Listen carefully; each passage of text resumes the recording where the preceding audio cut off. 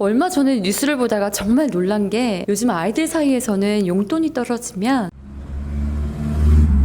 안녕하세요. 국내 최대 장기렌트 리스 비교견적 카베이 구독자 여러분, 저는 카베이의 차차입니다. 지난 3월 25일부터 어린이 교통사고율을 낮추기 위해서 두 가지 법안이 개정되었습니다. 바로 민식이법인데요. 민식이법이 시행된 지 벌써 4개월에 가까운 시간이 지난 지금 정말 많은 것이 달라졌습니다. 물론 민식이법을 통해 개선된 것들도 있겠지만 대폭 강화된 처벌 수위에 비해 그 기준은 명확하지 않아서 운전자에게 너무 가혹한 법이 아니냐 하는 의견이 쏟아지고 있는데요. 얼마 전에 뉴스를 보다가 정말 놀란 게 요즘 아이들 사이에서는 용돈이 떨어지면 스쿨존에서 차를 쫓아가면 된다고 실제로 위험한 행동을 하는 모습이 포착되기도 했더라고요. 오늘은 저 카베이 차차와 이 민식이법이 대체 뭔지, 그리고 민식이법을 통해서 달라진 것들은 어떤 것들이 있는지 함께 살펴보도록 하겠습니다. 먼저 민식이법이란 어린이 교통사고를 줄이기 위한 도로교통법 개정과 특정범죄 가중처벌 등에 관한 법률이라고 불리는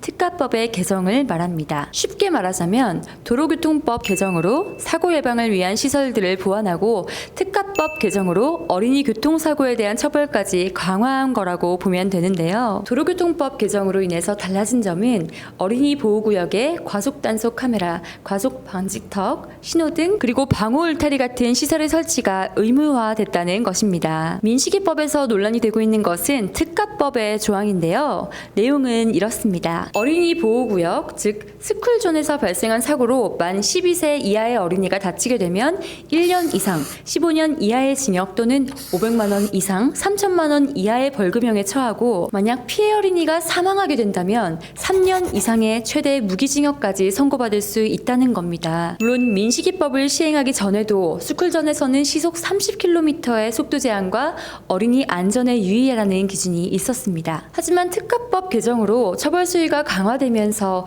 고의가 아닌 과실범일 때에도 이 기준이 동일하게 적용된다는 점 때문에 현재 많은 논란이 일고 있는데요. 거기다가 스쿨존에서 발생한 과실범과 약물이나 음주를 한 후에 발생한 사고의 처벌 수위가 같다는 것도 균형이 맞지 않고 어린이 안전에 유의했는가 하는 조건에 대한 객관적이고 명백한 기준이 없다는 것 역시 문제점으로 언급되고 있습니다. 정부에서는 과학적인 분석을 통해서 억울한 피해자가 없도록 하겠다고 발표하기도 했지만 실질적인 기준으로 삼기에는 상당히 모호하고 무책임한 표현이 아닌가 하는 생각도 들고요.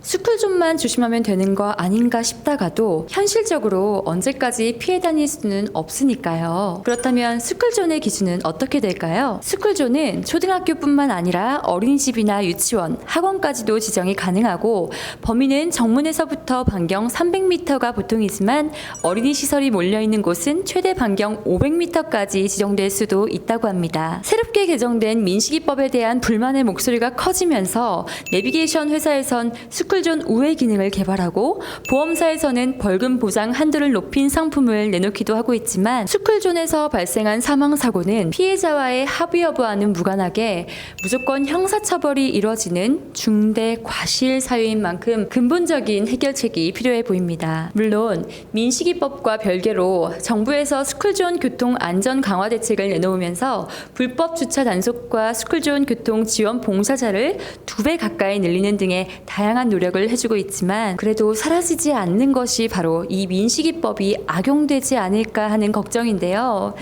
이미 실제로 스쿨존이 아닌 구역에서 발생한 사고에도 민식이법을 거론하면서 합의금을 요구했다는 사례가 인터넷을 통해 이슈가 되기도 했고요. 또 보통 자전거와 자동차의 사고는 차 대 차 사고로 보는 다른 사고들과 다르게 아이들이 킥보드나 자전거를 타고 있을 때 발생한 사고에도 민식이법이 적용되는 사례가 발생하면서 도대체 어디까지 민식이법이 적용되는 건지 생각이 많아지거든요.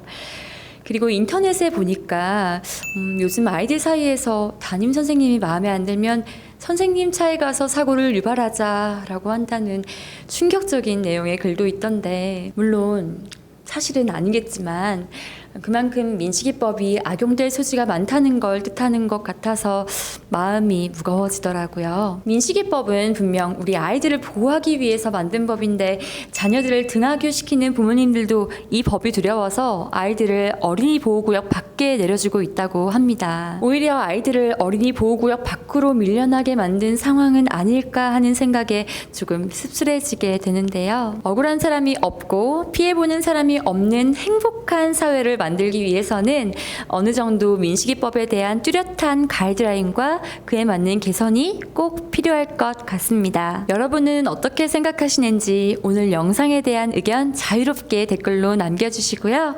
구독과 좋아요 그리고 알림 설정까지 부탁드릴게요. 지금까지 국내 최대 장기 렌트 리스 비교 견적 카베이의 차차였습니다. 감사합니다.